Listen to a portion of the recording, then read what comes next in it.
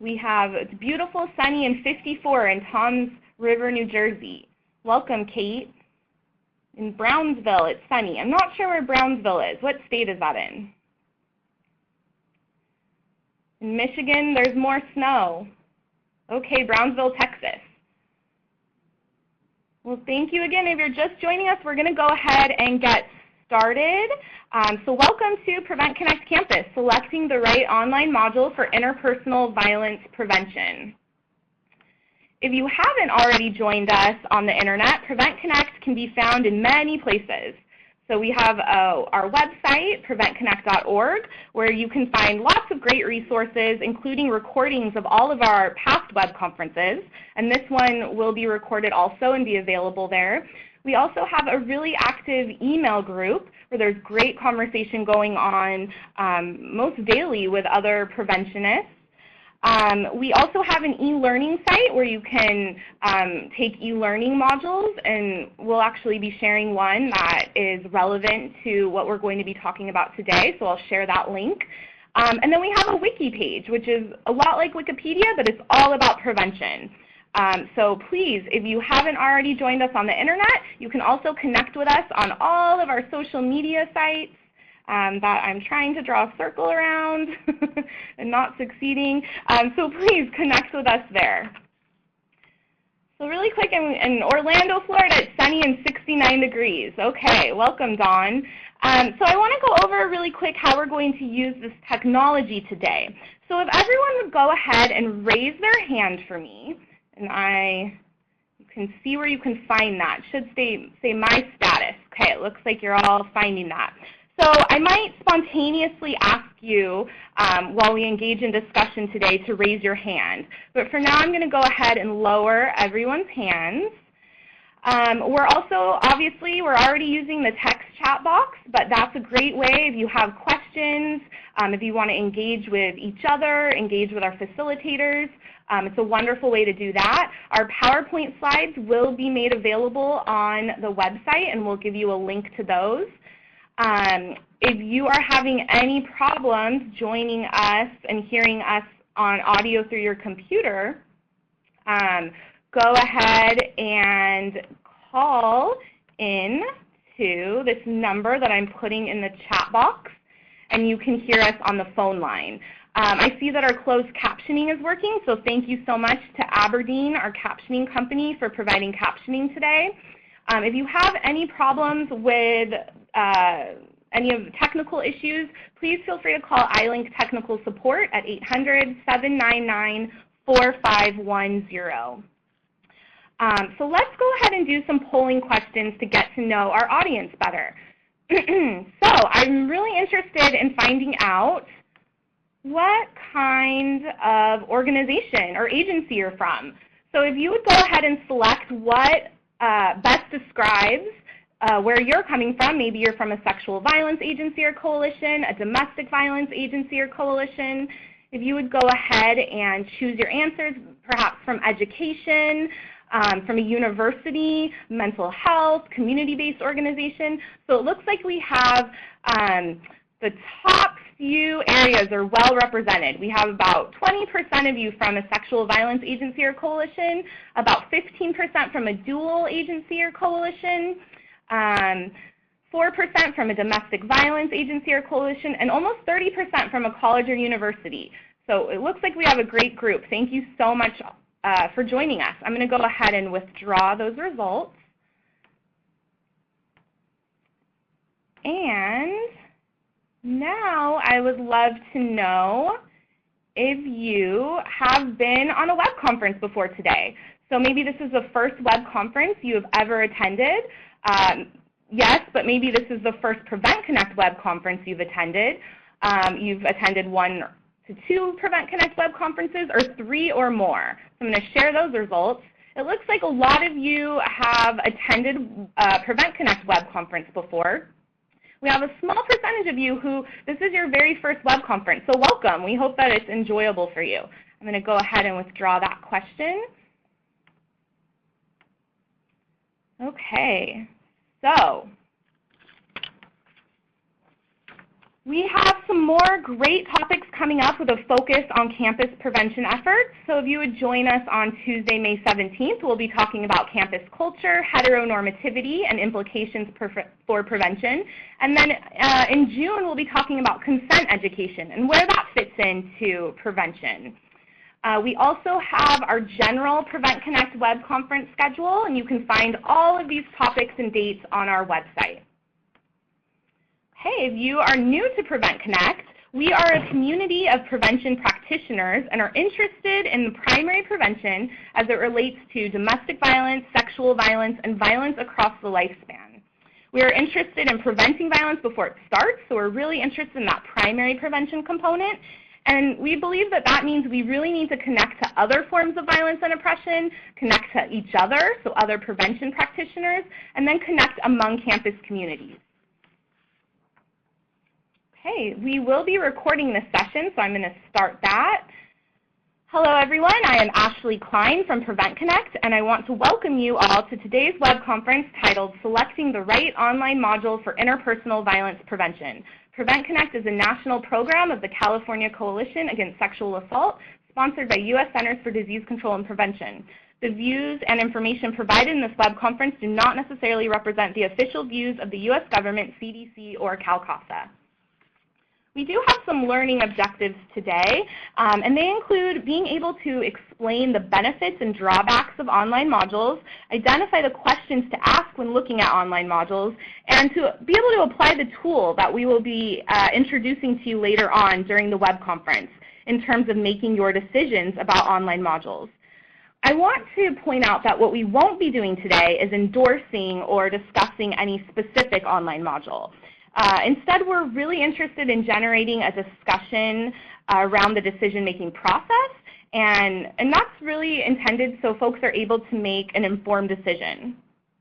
If you're looking for information on specific online module programs, we do have a wiki page where we're updating that regularly, and I'll go ahead and provide a link in the text box for you to see that. And then I also want to point out that the language that we're going to be using today, you're going to hear the term interpersonal violence a lot, and that is going to be used to describe rape, sexual violence, domestic violence, dating violence, and stalking. So it would be great to hear not just where you're from and what the weather's like, but also what specific role do you play on campus when it comes to interpersonal violence prevention. So if you would use that text chat box and let us know, what role do you play in campus violence prevention? It looks like we have Cheryl from Florida Sexual Response Team Coordinator. Cynthia is an advocate in prevention education. Meg, design and implement prevention programming campus-wide. Welcome, Jessie. Jessie provides TA to providers and campuses. Wendy, Use Safe and SART Coordinator. We have a violence prevention specialist, a Title IX coordinator, certified DV/SV advocate, prevention education coordination, an outreach educator. So we have such a diverse group of folks who are all working around the same issue, and it's so great to have you all with us. Thank you so much for joining us today. Yeah, it's great. Prevention, train peer violence educators to provide prevention on campus. Again, just a really diverse group of folks. There's a lot of collective knowledge amongst all of us.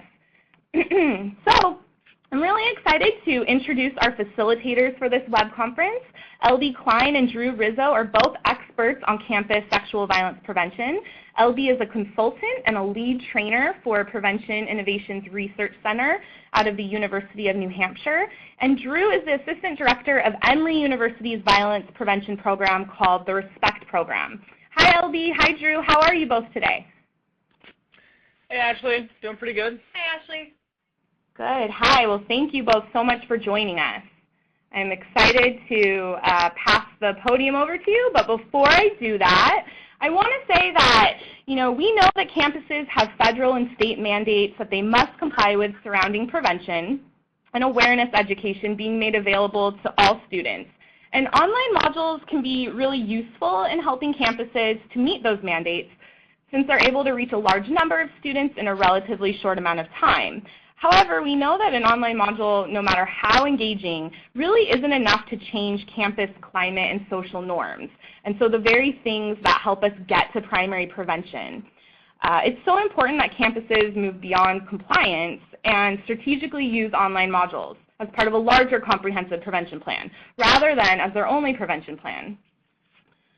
So a lot of discussion that I hear around online modules happens with questions like, what's the best online module to use, or what are people's favorite online modules? And if we're really committed to comprehensive prevention efforts, the question should really be more about choosing a module that really fits with your campus, that fits with your strategic vision, and that best complements and fits in with your ongoing integrated strategy. So for example, are the messages in the module consistent with the messages across other areas of programming? Or how can the module enhance and strengthen your prevention efforts on campus? So by using a public health model, such as the social ecological model, I will highlight, we can really map out our prevention efforts and determine what goals an online module will meet, and then what goals an online module will not be able to meet. So I want to go ahead and hear from you, our audience, about where you are in terms of an online module. So let me give you that feedback box. So maybe you are currently using one, you are wanting to use one, you're wondering if you should use one, or you're just here for the conversation. If you would go ahead and answer, and I see our responses are coming in. So it looks like a lot of us are, I'll share the responses. A lot of us are here for the conversation, but we do have quite a few folks who are using an online module already, a few folks who are wanting to use one, and then another, significant majority of you who are wondering if you should use one. So hopefully this conversation is really going to help you in terms of those decision making around that and questions that you might want to ask when you're considering that. So at this time, I'm going to go ahead and turn the podium over to Drew and LB. So Drew, there you go. You have the podium. Thanks, Ashley. You're welcome. Excellent introduction. So you gave a lot of the context in the background, so I won't repeat a lot of that. Just going to give you an overview of what we are going to talk about, myself and LB. Unfortunately, the picture is just me. Sorry, LB isn't one of the folks in the background of that photo. We are both here. I could be. I'm back there. Yeah, we are both here. And what you see on this slide is really a look at how we decided to organize the toolkit part that we'll get into later when we talked with Ashley about how to select an online module. One of the first things we thought about was, well, there is no one size fits everyone kind of a mentality here. Each campus is unique, and so if you're going to create a toolkit, the first step of that toolkit has to be reflecting on your own campus. What are you trying to get out of a module? What are your own campus assets and gaps and opportunities? Where are your partners located? Those sorts of things that we'll talk about in more detail. And then using some of that information, you can go into the second part, which is the online module assessment, and then actually look at the different modules that are out there and that you're considering. And then taking both of those together, you'll be able to pull from both of them and figure out where your partnerships exist, because implementing anything on a campus, right, is usually not a one-person or one-office process. And then we're going to talk about next steps at the end of all this. Okay. So the toolkit is not up yet, but at the end of this webinar it will be, and I strongly recommend that you read the instructions. Don't just scroll through. I usually do that myself, but this is one of those situations where we use some of those attributes in Microsoft Word that people normally overlook, like fields and macros and whatnot. And we really wanted it to make as easy as possible for you and your team on your campus to complete and use this toolkit without having to type things in 7, 8, or 9 times. So at part 1, and we color-coded it, of course, part 1 is that reflection that I talked about. And this is something that we really designed that you're going to need to take some time with and really pull some other people into so that you're really getting a sense of exactly what the uses and the purpose of an online module will be, fitting into the other prevention programs that you're doing on your campus. And I believe that Prevent Connect Campus did one of the first webinars was on comprehensive campus prevention and sort of those plans, and I think that would be a really good place to look if you're still developing sort of those plans in that campus-wide initiative at your institution. Part 2, the module assessment, is the bulk of the toolkit. And when you first open the toolkit, don't be alarmed that it's 45 pages. Take a deep breath. So Part 2 is actually 36 of those pages, and it's actually 6 copies of Part 2. And of course, we included that because you're going to be looking at several different modules and comparing and sort of thinking through that once you complete Part 1 and decide that you are looking for a module. And then Part 3 is really going to pull information from those other 2 parts. It's all very, very fancy, and I really nerded out in Microsoft Word a little bit, so that you can identify all in one place who your campus partners are. You know, who's messaging about this issue, who has the resources, who has the people with the tech support, sort of all of those different aspects all in one sheet so that you can identify where you need more partners and who you need to bring in still further to make your initiative and your efforts better for campus and for prevention. Okay, so I guess the first question that we want to pose to the group. So I think the first question that we want to talk about is, should we even use an online module? And I think that the challenge of the title of this web conference is that we're saying, here's how you choose the right module. But it's possible that we might not be interested in using them at all. We might really want to think through what is the purpose of this module other than we feel that it's something that we need to do. So there are some benefits and some drawbacks to online modules. I think that the online module realm has been really challenging to a lot of us who do prevention work because it's difficult to go through prevention programming that starts in orientation, that we want to make sure we're complying with federal mandates. We want to make sure that what we're doing can be shown to all students, but doing online programming before students start on campus or shortly after they arrive can also be really difficult for us to feel like we're truly doing prevention work. So some drawbacks of online modules can be our messaging really needs to be consistent with the rest of our prevention efforts. If it isn't, that inconsistent messaging can create real challenges for us. So if we have, and we'll see this throughout the toolkit, if we have messages that are primary prevention messages, we're talking about root causes of violence, but we're going through a module that focuses on compliance-oriented things, that we're talking primarily about violence in terms of it being an inevitability that we're managing, that can be really challenging to our prevention efforts. There's also little evidence as to the effectiveness of online modules. In many ways, this makes sense. Really, campuses have not been using online modules for that long, certainly in the robustness that they are using them now. There are a lot of great programs out there, but it's challenging to establish an evidence base for, is this effective, and effective for what? We have that challenge with all sorts of prevention programming, but with online modules, there's particularly little evidence that's showing us this is what's effective about them, this is what works. We've really used throughout this toolkit best practice when it relates to prevention, but it's challenging to know the exactness of best practice for online modules. They can also be seen as a replacement for necessary in-person or multimodal training, so training that's conducted in a variety of formats. So I know that I've had colleagues who've said it's really challenging for me because I've dedicated a lot of budget on our campus to an online module to get the budget necessary to do in-person programming, some of which has a greater effectiveness that's been shown through research. Or I have this online module, and so now students are saying, well, I know that already. I've been through the module. And it can also lead students to seeing prevention education as a chore. That I know that a lot of my colleagues would echo this sentiment. Students are saying, oh, I have to do it.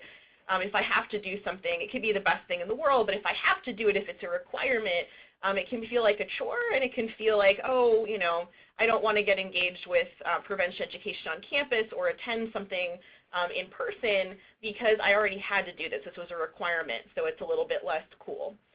And there can also, it can be seen as a community level intervention. Ashley spoke earlier to our social ecology, when the focus is typically on individual learning.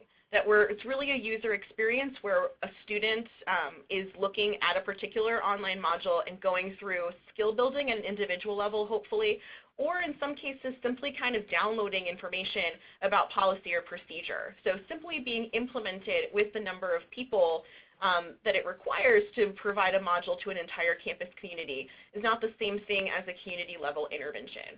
And it can also be seen, as I mentioned earlier a little bit, as checking the prevention box. That if we do prevention, we did this module, therefore prevention achieved. And it can be particularly challenging for campuses that have a lot of online programs or hybrid programs to get those students in person. But we also want to make sure that we're not only providing a one-time program of any kind and seeing that as our prevention programming. That said, there are also benefits to online modules. They can highlight our prevention messaging before students arrive on campus. And throughout the toolkit that we designed, you'll see a lot of points to highlight what is your messaging to make sure that the online module is consistent with that. So it can be a reinforcement. It can establish some common language among students. It can ensure information is accessible to all of your students. If you have students, again, who are in online or hybrid programs, if you have students who are really challenging to get in person, you can ensure that information is accessible to them. And it's typically something that students could access at various points. So if you have students who are new to campus or transferring, they can access that information. It also establishes a baseline level of competency. So you can make an assumption that students at least, especially if you're requiring a module, have to at least kind of, sort of look at certain kinds of information before they arrived on campus. And that can feel really positive that students were introduced to those messages early on. It also sends a message of institutional commitment. That's paired with that community level intervention piece in the drawbacks intentionally, that there is something to be said of my institution is saying that we need to have students go through an online module. If that messaging is consistent with the prevention messaging, it can say our university cares about this, this is a priority, and if that's backed up with continuing education on campus, it can be seen as a real positive in a community and can send an institutional commitment that the institution of higher education is intolerant of violence. And it also helps to comply with federal mandates, including that students, when they're arriving on campus, that people who are new to a community have access to certain kinds of information. Our mandates do not all talk about prevention, particularly from a primary prevention standpoint, but we do need to provide students with information about bystander intervention. We do need to make sure that they're aware of policy, that they're aware of rights, related material, and so setting that baseline when students start can be helpful in that compliance piece. The focus of this toolkit is really on moving beyond compliance toward more of a prevention frame, but we know that it's also really critical to ensure that we're complying with those federal mandates. And online modules can help us ensure that students have received certain kinds of information, especially if we are finding ways to track and mandate those programs.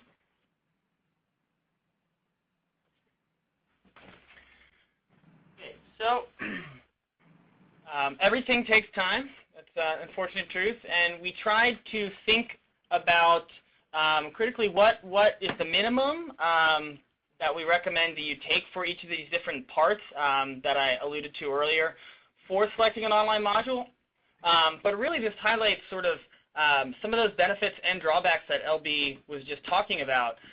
If you're thinking about something that can set the language for all of your incoming students, right, from several hundred students to several thousands or tens of thousands of students, you really need to think critically about what that language is going to be and what those messages are going to be. So it should be something that takes a couple months.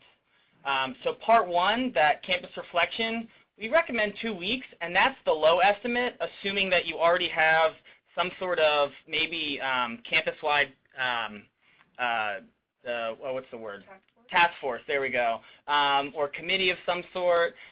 So you already have good lines of communication, because part one is a lot about gathering information together so that when you're assessing modules, you can do that much more quickly than having to check every single thing.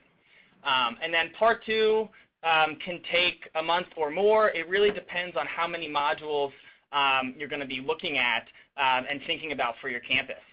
And then part three is the customization. You're going to use, sort of thinking about those partners and thinking about where your priorities are for customization, if it's even an option within the module that you might select.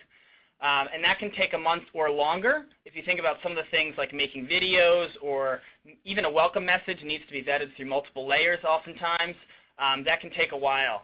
And then part 3, implementation. That 1 month isn't just implementing it, getting a link to students.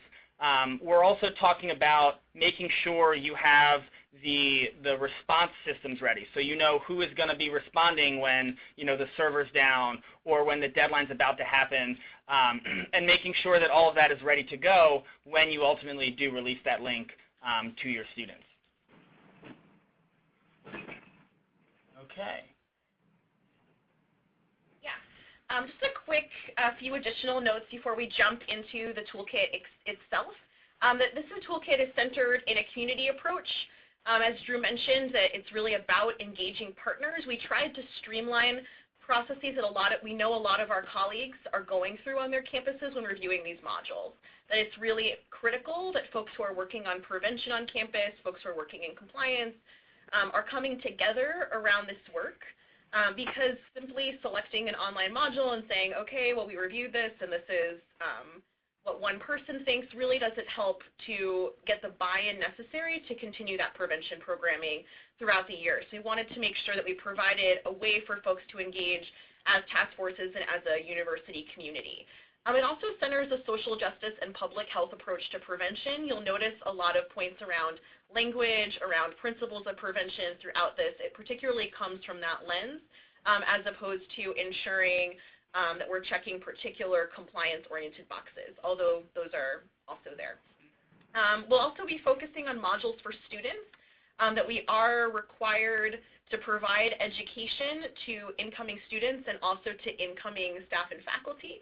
We focused on students because there are some different nuances in what's necessary for faculty around training on their role as responsible employees or mandated reporters. We wanted to make sure to really center students in these modules, but there's a little bit of information in there about faculty and staff as well. And as Drew mentioned earlier, this is really centered on an online module as a part of a broader comprehensive prevention plan. And so we've also included in here the link to Prevent Connect's e-learning unit on that topic. The toolkit really does walk through those aspects of prevention as it relates to online modules specifically, but also refers to grounding those modules in a comprehensive prevention plan. Okay, so enough teasing you. Let's actually talk about the different parts of the toolkit, right? That's what everybody came here for. Well, that and the talking, of course. So one of the first things you'll see just from looking at the little cutout of the first page there, you see orange boxes. You see check boxes. And you can actually go in and check the boxes and type in your answers there, and then it'll change it, so you'll be able to really keep track of where you are in each part, in each section. So you can close it out and come back to it a week later or a couple days later if you need to locate some other information or have somebody else kind of take a look at it.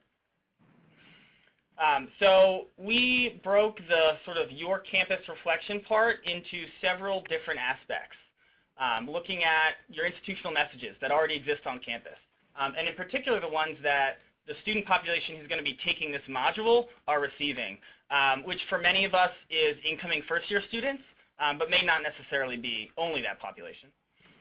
What resources you want to highlight or you want to mention, the time that you want to have your students put here for this and take the module, the intended audience, how you're going to actually be getting that link to students and how you're going to be reminding them and keeping track possibly.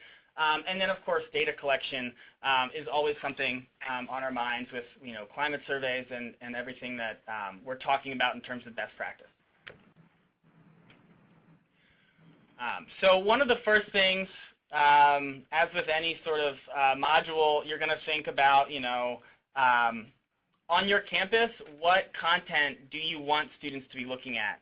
And so the first box here, definitions and statistics, that's something that, from federal guidelines and mandates, you need to be providing to students, right? Information from your policy and how you define things, and then, an annual security report on statistics. but even more broadly, just sort of statistics about the issue and violence that's happening more generally, not necessarily on your campus specifically. And so we broke it out into want and need. Is it something that you need to have in front of students, or is it something that ideally you would want to have there because of the other programming that you're doing? Some of the other sections then below that are not necessarily from federal mandates, but are from best practices in terms of violence prevention, right? And so some of them are how does the module discuss the role of alcohol or the drugs? Does it discuss it at all? We know there are modules out there that do both violence and alcohol. There are some that only do violence. Does it provide information on healthy relationships? Is it talking about just violent relationships, or is it also talking about how to have healthy, positive relationships, talking about communication, about setting boundaries, those sorts of things? So that's going to be your content section. And we tried to explain it a little bit more so that folks who are intimately familiar with this material wouldn't feel like we are trying to dumb down the material, but also folks who may be new to a particular area have a little bit more to go on than just the buzzword of that row. Next, you're going to think about customization a little bit. And this I urge groups to really think about before they look at any online modules, because if you don't need to customize something, you might not need to actually, pay for something that gives you all these opportunities to customize.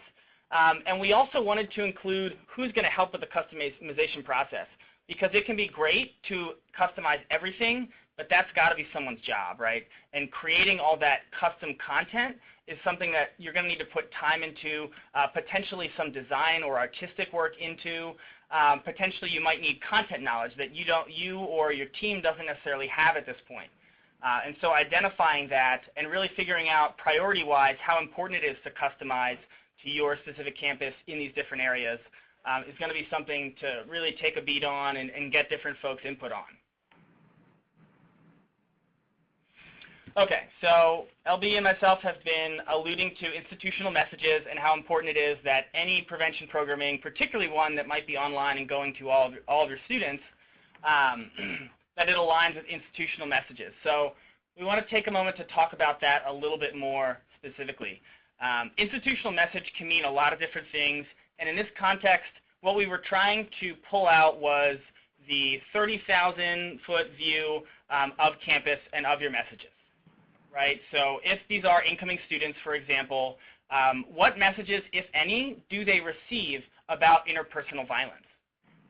Because if you're trying to set a new language or reinforce the existing language that your institution uses, it's going to be really important that you know how you're already talking about the issue. So what we tried to do in the toolkit was identify a few different areas or categories of messaging and language. And on here on the slide, you can see a couple ideas of where to necessarily look for some of these things. And I do want to point out, I kind of ran through this on my own campus a little bit, and I kind of got in the weeds in one of the earlier drafts. And that's because I was looking at my own office, the RESPECT programs, our message, our mission, our vision, our values. I was looking at our Center for Women's vision and values, our Student Health Center, because we have violence integrated in a lot of different places. But actually what it occurred to me is that all first-year students maybe don't read all those different websites. It'd be nice if they did, but they're probably looking at larger things. So we decided to really pull back a little bit and look at what's the division of campus life? What are they saying? Or what's in the code of conduct or the sexual misconduct policy or the annual security report, right? So sort of these large things, if interpersonal violence is mentioned, how is it mentioned? In what sort of context? Who's speaking about it? And those are some ideas of where you can find those kinds of messages. And so moving from there, we wanted to open up to our first question in the chat is, what are your institutional messages about interpersonal violence prevention? Great. So if you all would go ahead and use that chat box to let us know what institutional messages about interpersonal violence prevention are on your campus or a campus that you're working with.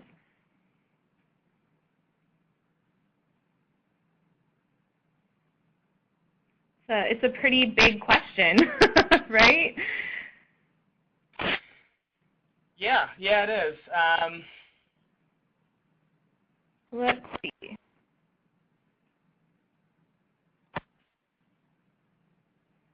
I guess I can. Well, Sarah said that an institutional message is that everyone on campus plays a role. Jen, similar, get involved if you see red flags. Marina says that coyotes respect the pack. I guess coyotes is probably our school's mascot, I'm guessing. It's on us, not anymore. Those are some institutional messages.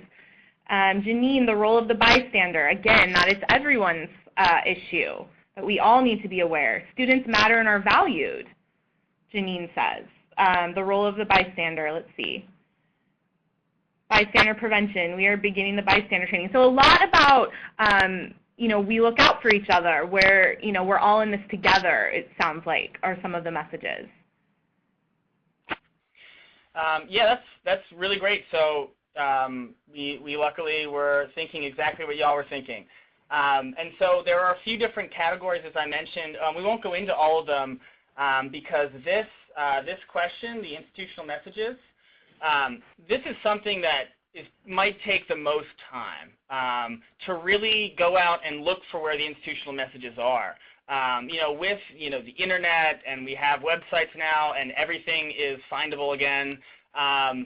Those are really what folks are going to be seeing a lot of the times when they think about your quote-unquote institutional messages. It might not be the thing that's said at convocation or something like that, but it's what's Googleable, essentially.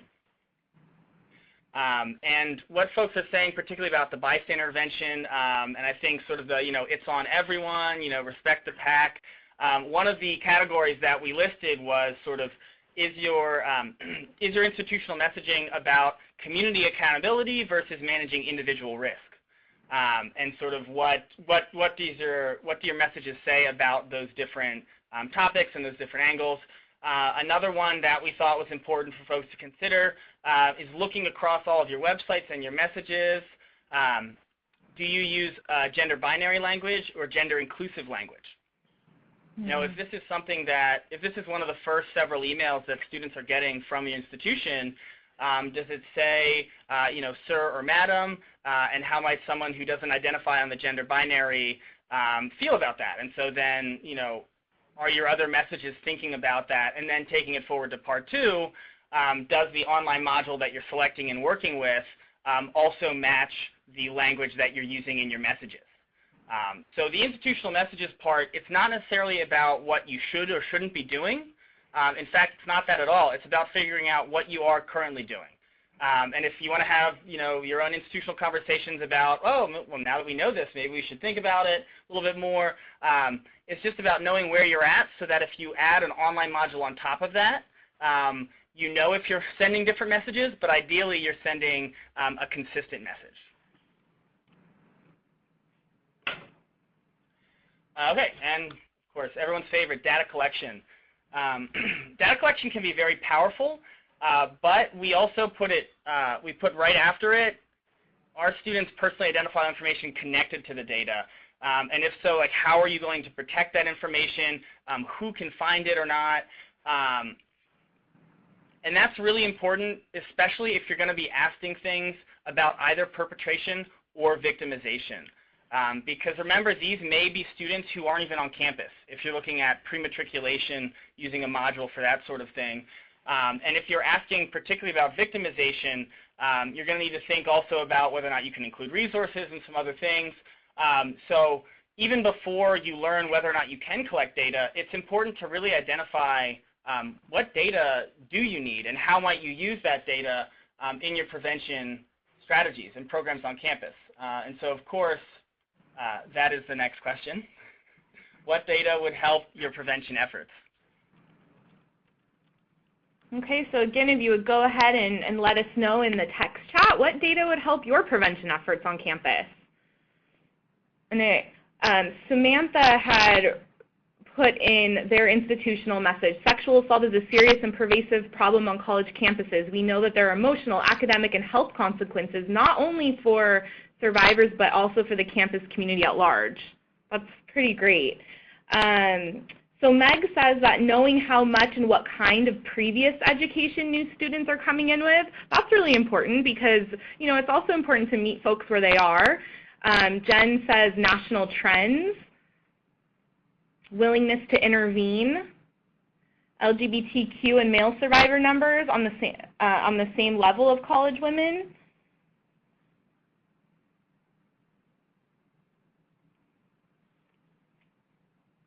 Those are, you know, those are great pieces that would help folks. Really, it would help inform prevention efforts.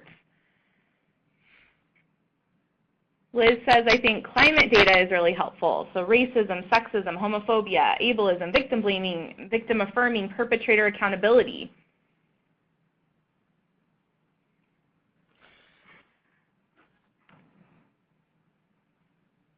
Prior knowledge about sexual assault. And experience with sexuality education. So again, what students are, what kind of knowledge they're already coming with.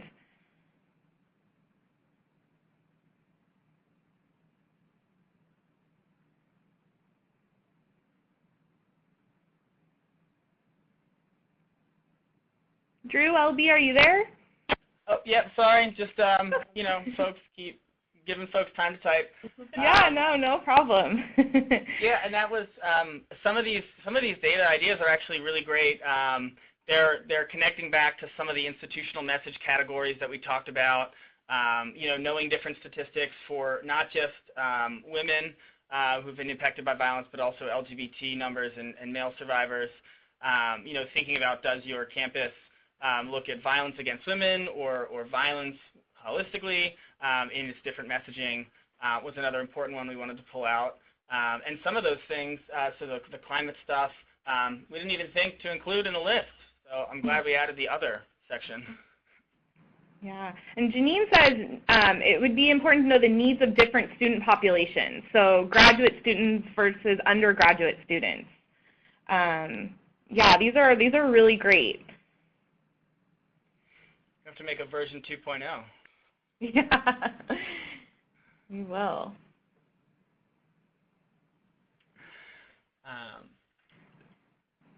Okay, so I guess we can move on from data as much as I want to. So now we're going to move into part 2, talking about the actual assessment of the online modules. So I think that this part 1 really spoke to why there really isn't a way to provide guidance on what module would work for any campus.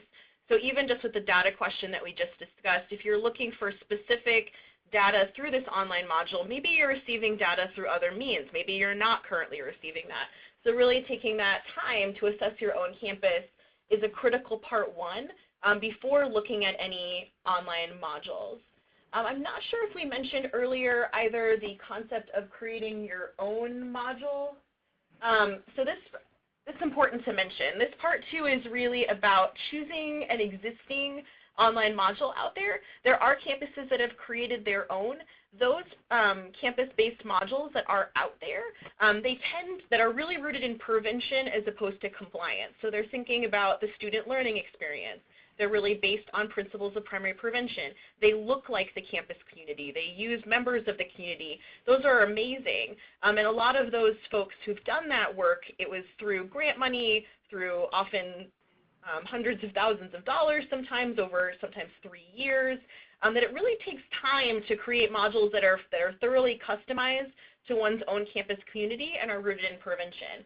And so a lot of what this online module assessment in part 2 is going through is modules that currently exist, but it's also a possibility that going through some of this, you might realize that, you know, we really want to invest in creating our own, or we're wanting to use one right now, but we'd really like something that was very specifically tailored to the needs of our own community. So just a quick note on that. So when we're thinking about the online module assessment itself, you're using information from part 1 to feed into part 2.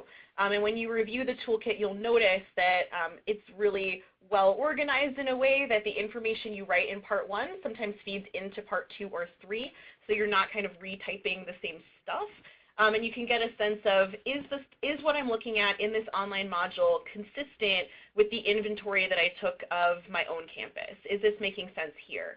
And the priority areas for somebody who is at the University of Wisconsin-Madison who's typing in the chat versus somebody who's at SUNY Oneonta, they might look really different depending on your campus and what you're looking at. So we wanted to make sure that that really grounded any discussion of assessing online modules, that really what Drew and I think of particular online modules is pretty irrelevant to folks' own campus communities and experiences.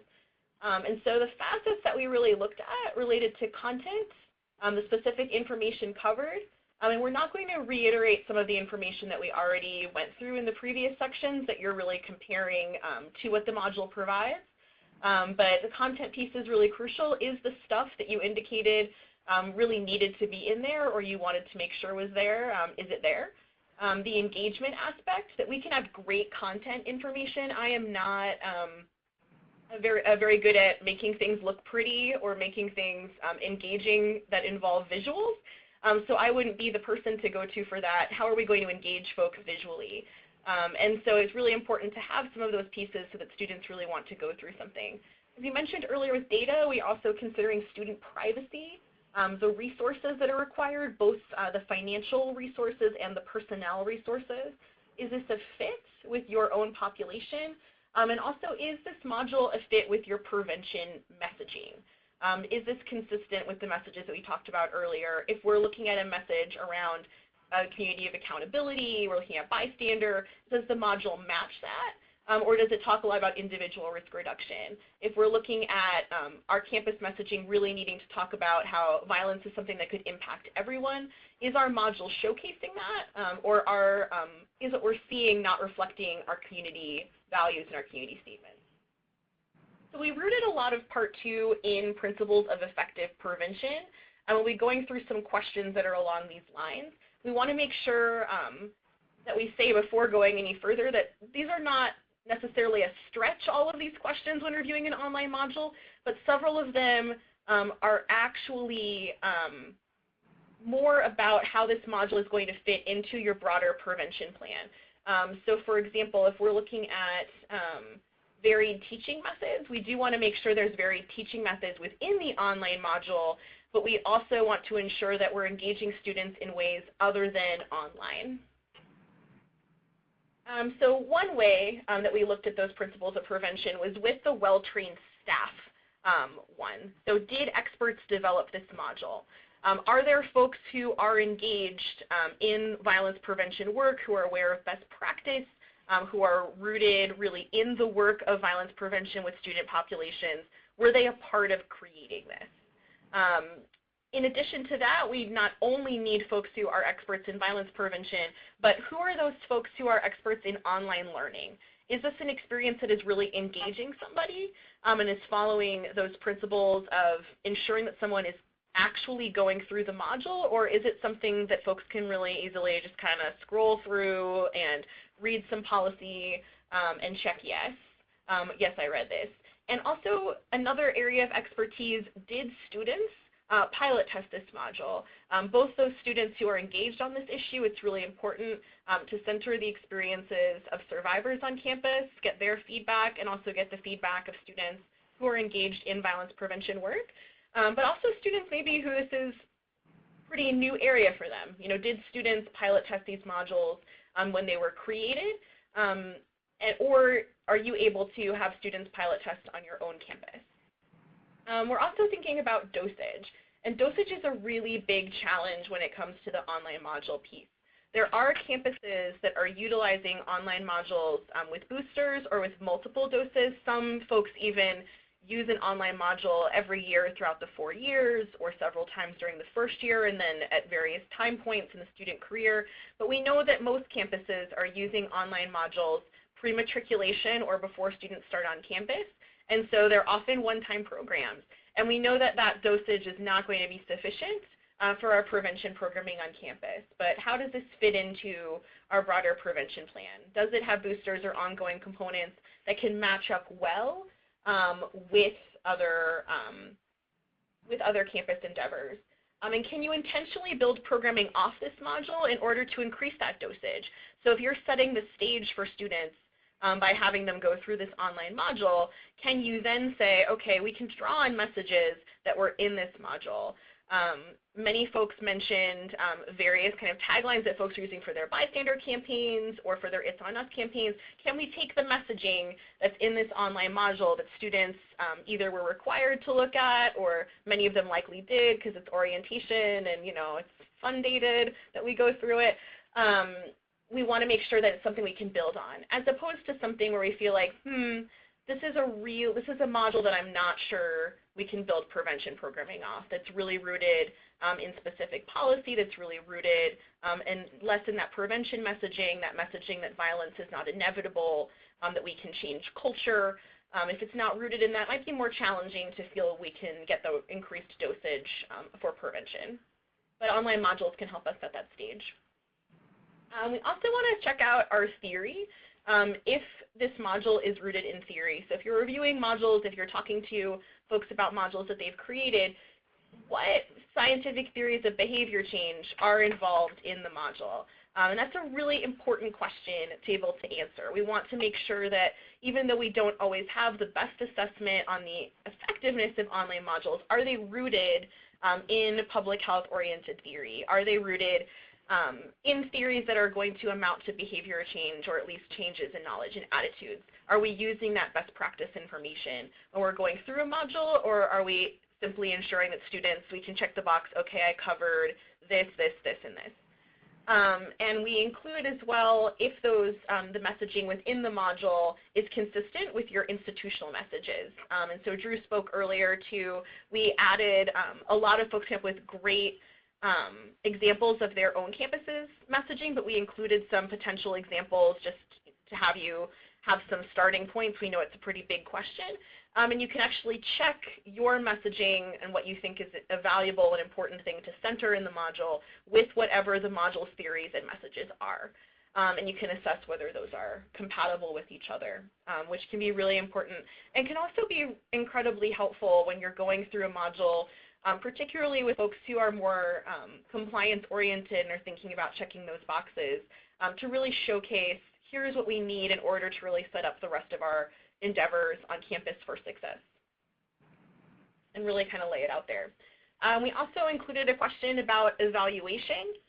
Again, evaluation can be really challenging in our field right now. There are a lot of places that are talking about evidence-based. Is something evidence-based? And that can be a really difficult word right now, because evidence-based can mean anything from we did a satisfaction survey to it's based on a literature review of what's out there around violence prevention to we did really meaningful assessment and we've evaluated these learning objectives. So like any of us would need to do for our own programs on campus, we really included what are the learning objectives for this module. Have any of these been evaluated? So if you're talking to folks who are delivering online modules, asking them what those objectives are, or when you're reviewing a module yourself, checking what do you think those learning objectives are those consistent? And has that evaluation happened? What were the results of those evaluations for those learning objectives, if any? And if the studies exist for the online module, we're hoping with any of our prevention efforts that we're seeing proliferate that we have more and more assessment. Have any of those been published? And also, are those evaluations informing module improvement? So we're not going through specific information about any particular online modules, but what we would hope is that if someone is watching, we're right now in March 2016, if someone is watching this module, this web conference, too many modules are happening right now, in a year, that actually many of our modules would look different that we're using on campus because the student population is going to change, the work is going to change, and hopefully any module that's being developed would be utilizing feedback from campuses like y'all's, and also from students and from any data that they're collecting. We want to make sure that's happening as well. In prevention around violence, we also want to look at promoting positive relationships. Are we seeing role models in these modules?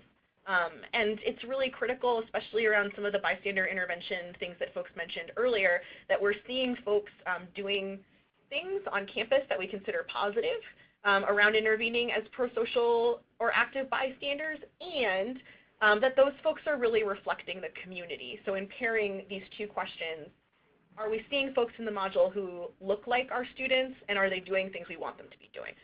Does it discuss signs of healthy or unhealthy relationships? As Drew mentioned earlier, we can sometimes get really caught up on here are the red flags of an abusive relationship. Is this also promoting positive relationships? Are we able to recognize what we're hoping for our students for healthy relationships? And as many folks mentioned in there as being really important for their campus messaging, are we promoting community accountability? And how does this module mention accountability as something that we're striving for as a community? And also, does it provide connections to resources? And that gets to some of the customization questions as well and what you can customize. So in the toolkit, you can compare what you listed you wanted to customize with what the module will let you customize. And resources are a really critical part of that. You know, can we get students who are looking at this module connected with those resources, knowing what they are, introduced to them before they arrive on campus or shortly after? Or are we being referred generically to, you could go to a women's center, which some of us are working in on our campuses and some of us might not be. We might be giving students information that isn't as relevant to them, and that would not really foster those positive connections with campus staff. We also went through, is it socioculturally relevant and inclusive? So does the module reflect the diversity of your student population?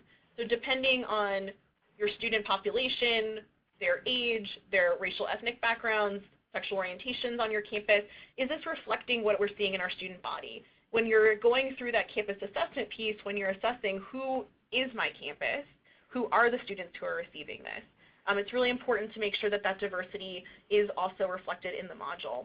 So if you're a campus who is entirely graduate students or a medical center, and the module is really centering the undergraduate first-year experience, that might not really pan out or work for them. And we also want to make sure that the diverse characters that are present in an online module seem natural and are not marginalized folks are not being tokenized in those modules. So, you know, okay, it's not as simple as does this include somebody who is a queer or trans student, but does that appear in there organically, or does it appear as though, okay, you included somebody like me because you felt like you had to, but I'm not seeing myself as a natural part of the community, that's really critical. And does the module present interpersonal violence as something that could happen to anyone, regardless of gender or sexual orientation? Or is the language, as we talked about a little bit earlier, really falling around the idea of women as survivors and men as perpetrators, or discusses throughout the module women and men and strategies that are different for women and men? And what does that mean both for gender essentialization, but also for folks who are not identifying as men or women? What does that mean for the students on our campus, particularly students who are particularly vulnerable to violence in our marginalized communities? We also want to think about the timing of our module. Does it make sense? Is it designed to help us address violence before it occurs?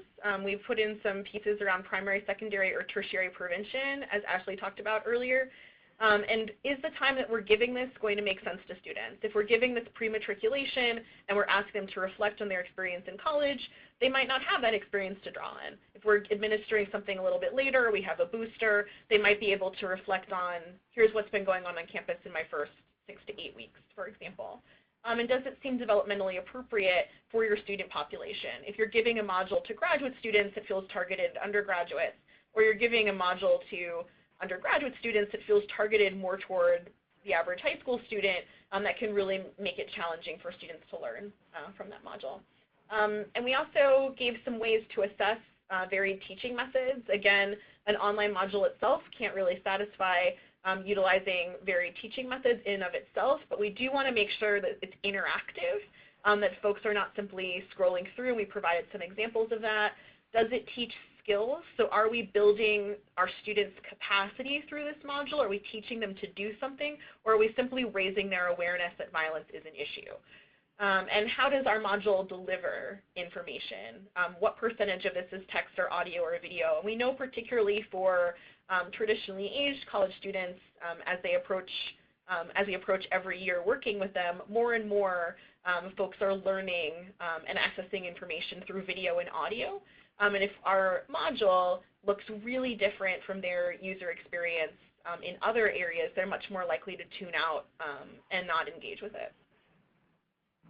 Comprehensive, are we discussing interpersonal violence at all levels, especially going beyond the individual level? Are we talking about our community? Are we talking about implications from society?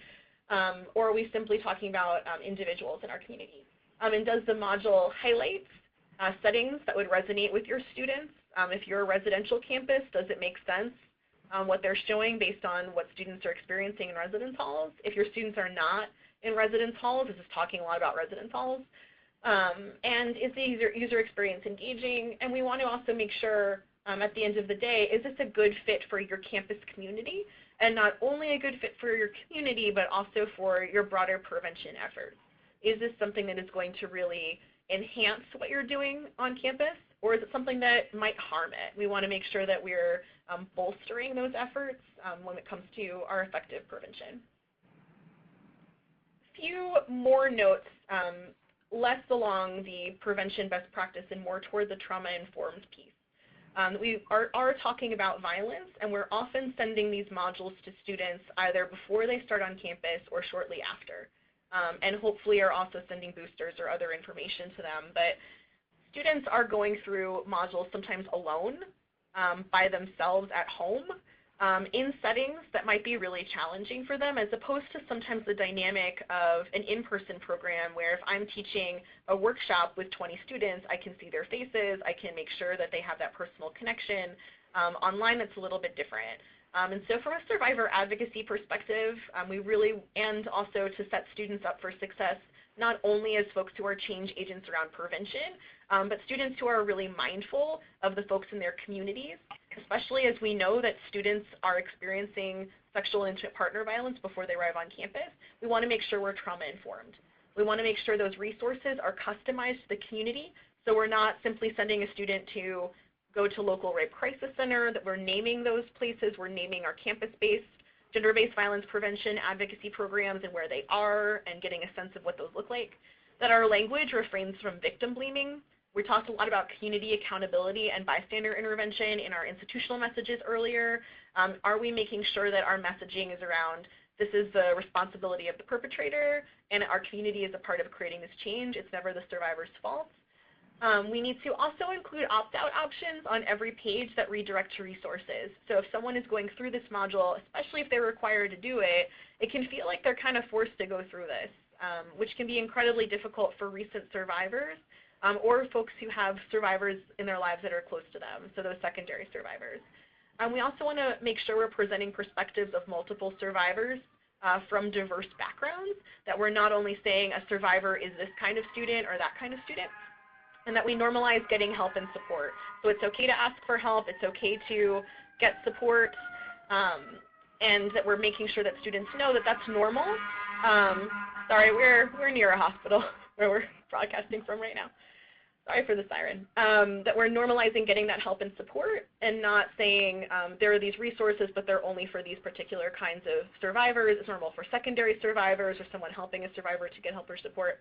And we're acknowledging a range of survivor experiences, that sexual violence and relationship violence happen in a variety of settings, that there's different types of violence, not only physical violence, and that we're really providing a comprehensive picture. So we are wondering, what are some ways that you've ensured your prevention efforts are trauma-informed?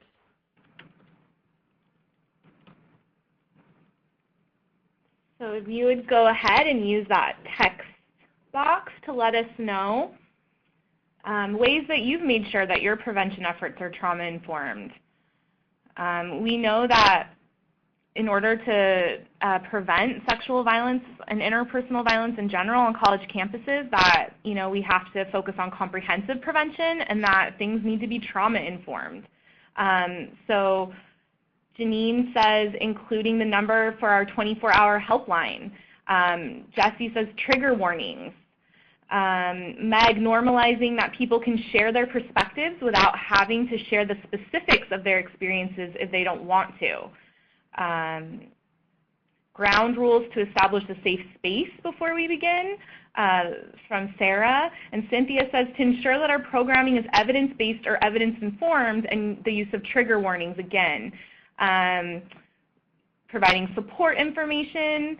Cynthia says that they offer an opt-out at any time and immediate access to resources within the program. There's supports available and on-site, where Jen is. Samantha, again, trigger warnings, escape options within online program that links to 24/7 resources. Marina says, giving options to students as far as mandatory training. They can choose from a range of in-person events and trainings or discussions, an online module, or in-person trauma-informed training with the advocate. Also trigger warnings and resources and how to help. Cheryl says, trigger warnings, where to go for support, in a 24-hour crisis hotline. So it seems to be that there are a lot of ways that folks are making sure that there are those elements of being trauma-informed throughout their prevention efforts. Meg says, not using surprise activities or activities that require disclosure in an unexpected way. I think that's a big one. Sometimes, our intention might not be to re-traumatize someone, but that can certainly happen if you're not really thinking through those. Speaking to both Meg and Marina's points, I think that what can sometimes be really normal strategies for encouraging learning are really important to avoid around issues of violence. And so just making sure that when you're going through these modules, really thinking of, okay, we want to think about the learning experience. We're thinking about primary prevention. We're looking at everybody, not only those folks who have been personally impacted by violence or are survivors, but we also want to make sure to center those folks in our work, particularly as we would want to be encouraging students after going through this online module to provide help and support to other folks in their community. So we want to model that for them through these modules. So thank you to everybody for those pieces. And some of these do require technology pieces. Some of them do require, we need to make sure that we can have an escape option. That is a technical consideration for folks who are going through these. Someone might be taking a module, for example, at home or in a residence with a partner who is abusive. We need to think through those pieces while we also make sure that we're providing messaging that is really ensuring that folks of any level of experience or knowledge on violence can take it, but that we are being trauma-informed in everything that we do, and that we're sending that message early. That actually is a really big thing to ask for a lot of our students to go through a module on these kinds of issues, and that we want to be really cognizant of that in our processes. We're going to transition over to the partnerships.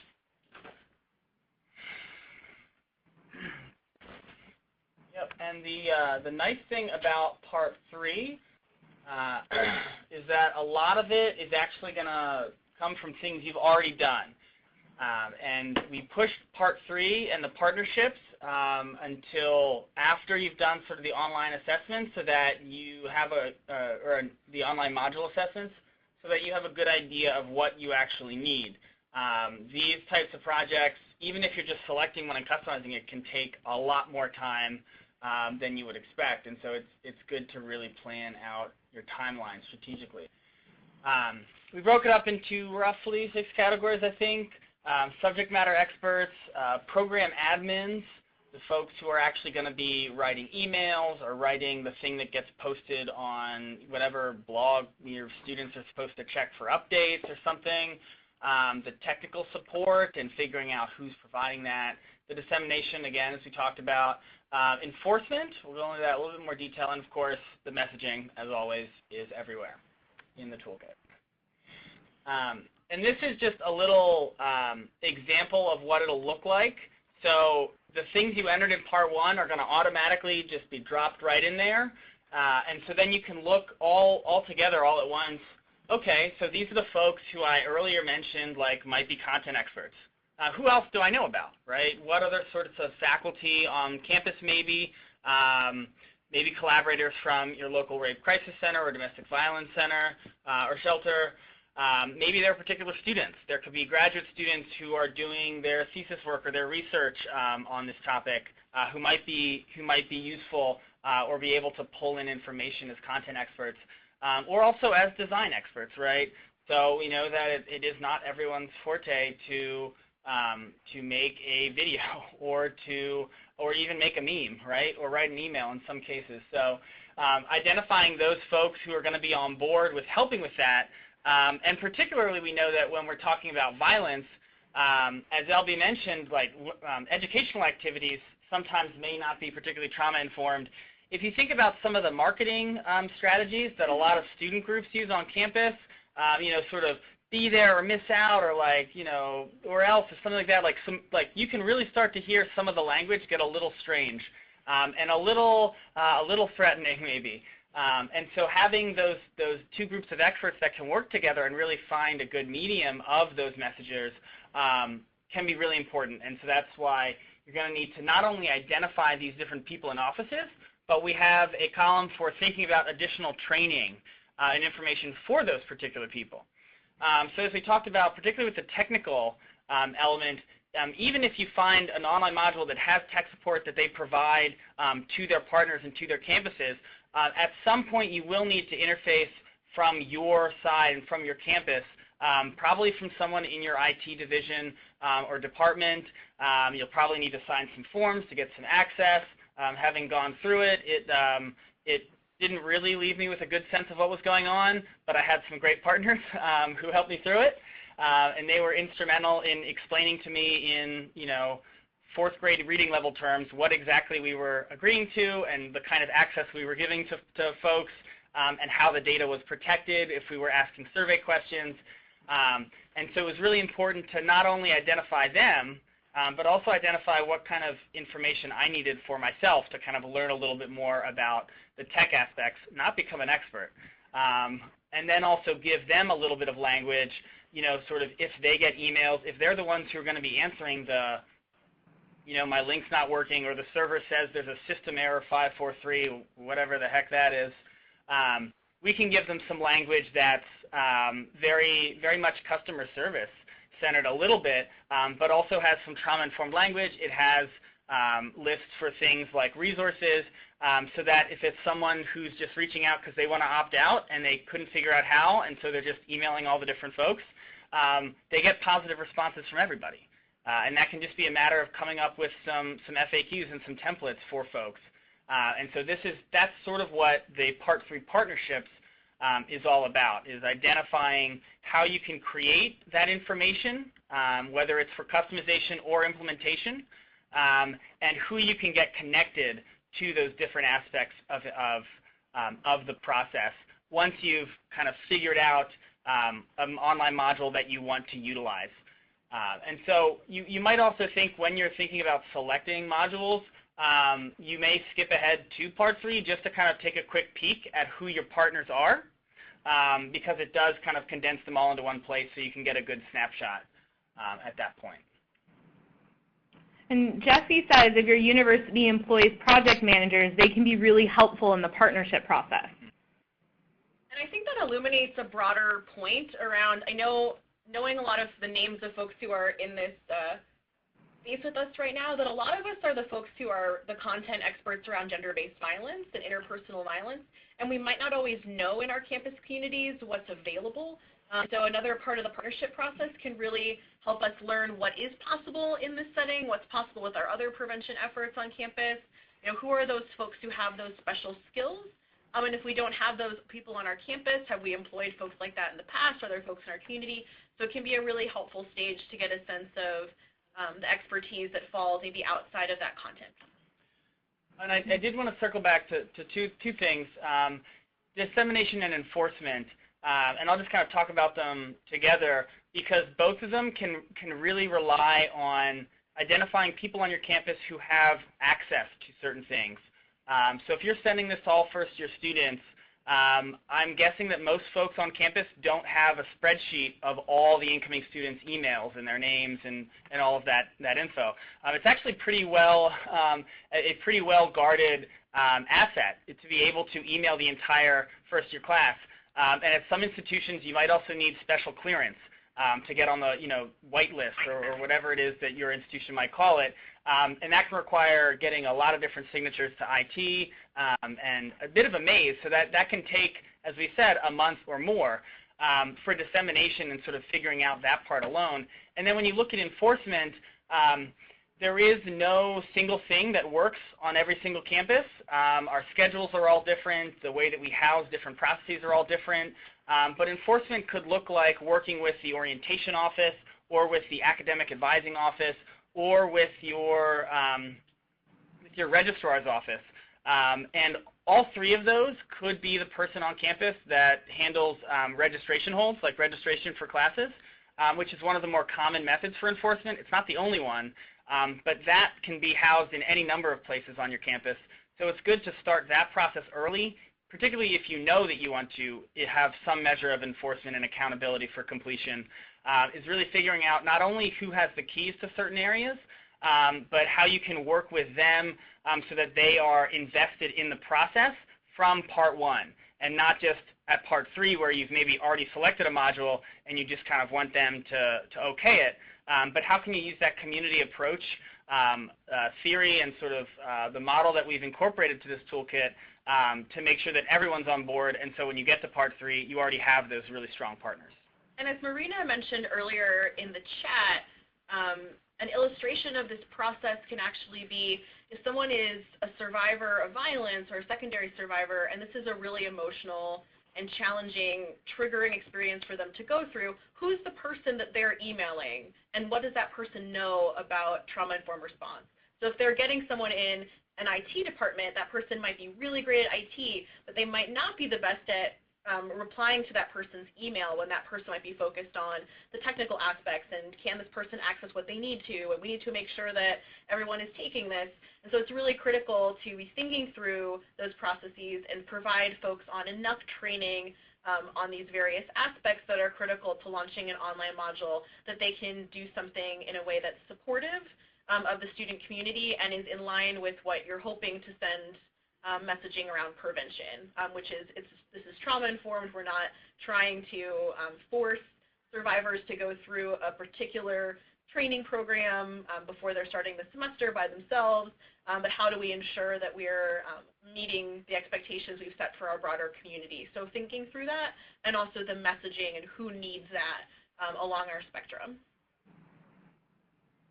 That's great. And I think that the partnerships, taking into account the importance of having that training to make sure that folks understand what trauma-informed means and are able to respond in that way, really does bring the campus together using people's skill sets in a way that wouldn't happen if you weren't engaging those folks in the process. So I think, yeah, this partnership piece is really, really important. So with that, it looks like we have another question. Who are some of your key partners for selecting and implementing an online module? We'd love to hear from our audience. We would use the chat box to let us know. Who are some of the key partners for selecting and implementing online modules for you? We know Jesse said that project managers can be really helpful. Dean of Students, Student Health and Counseling Services, IT, the Register, other administration. All important people. Meg says students and staff in prevention and response working group, so involving students in that as well. IT staff, instructional technology office, the dean's office. Cheryl says students, faculty, and staff. So that whole campus community. Samantha says orientation staff, division of student life staff, student activists and peer educators, alcohol prevention specialists. Orientation, again, admissions, grad and undergrad. Student government representatives.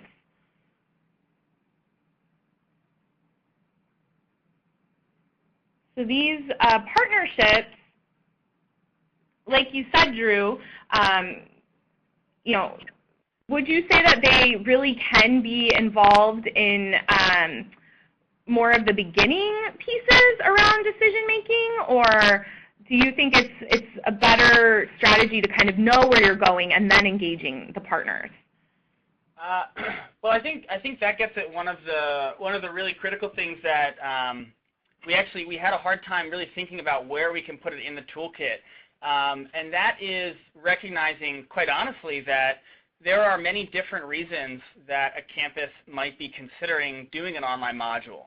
And it might be because they think that it is the next logical step in expanding their comprehensive violence prevention program. And it might be because the provost or the president saw something at a peer institution and thinks that that is the next direction they need to go. And so we designed the toolkit to help both groups of folks. If you know that you have to select a module at the end of the day, even if that may not be necessarily the prevention strategy that you next need to focus on, you can use this toolkit. And that's going to dictate really the partners that you have as well. One of the questions we didn't mention in here because it's pretty self-explanatory, but we ask it, I think it's the second question in both Part 1 and Part 2, is what funds do you have available to purchase something? And then in Part 2, how much does the module cost, like per student? Just is it a one-time licensing kind of a thing? And that's actually a really important thing to think about. Where are those funds coming from? Like who has, quote unquote ownership of this of a module that you're bringing onto campus? And so the partners, I think, ideally would be involved from the beginning, because as the toolkit will show you when you're reading through it, it's designed to be filled out by a team, by a group of folks.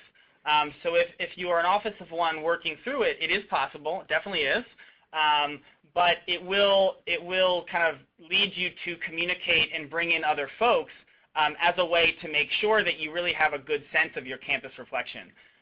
And of where your campus is in terms of needing an online module and how that can push forward certain messages and expand your prevention programming. So I would say that if you're using the toolkit the way it's meant, you will have those partners and you will be identifying them in order to answer some of the earlier questions.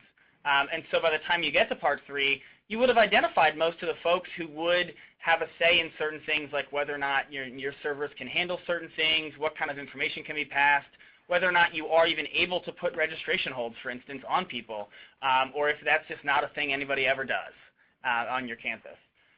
So I think Part 1, if you don't have those connections, it'll help you build them, and it'll give you a good reason to start some of those conversations, too, with some of those partners if you don't maybe have that relationship yet. Great. And so I think that is that's it for us.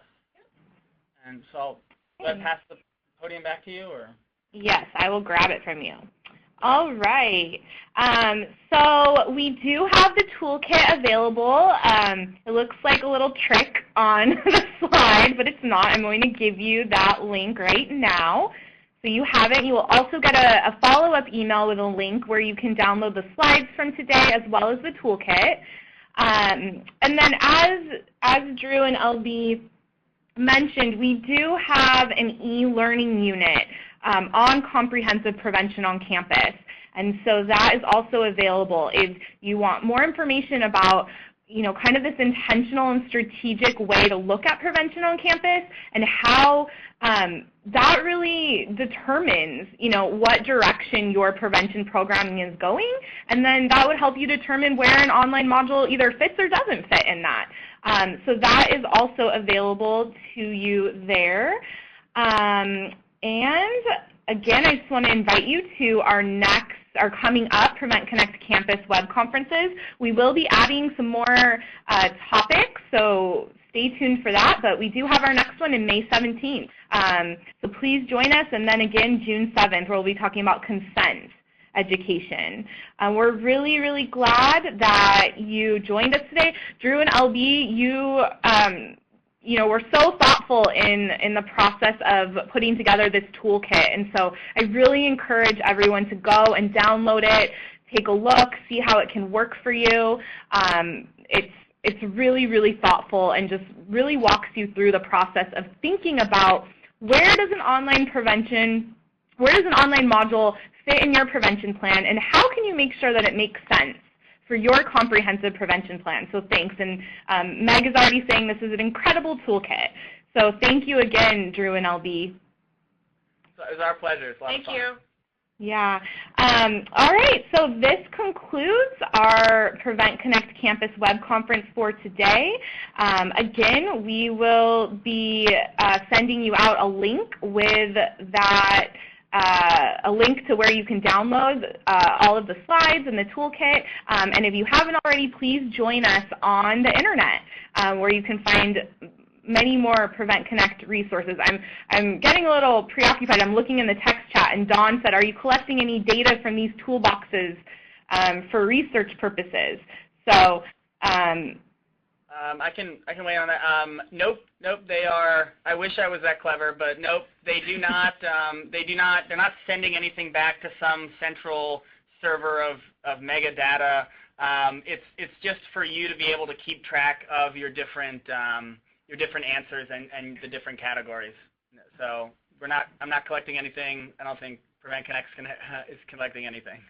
No, we're not. So that's for you to download and for you to use for your own purposes. All right, well, thank you again for joining us, and we hope to see you soon. Have a great rest of the day, everyone.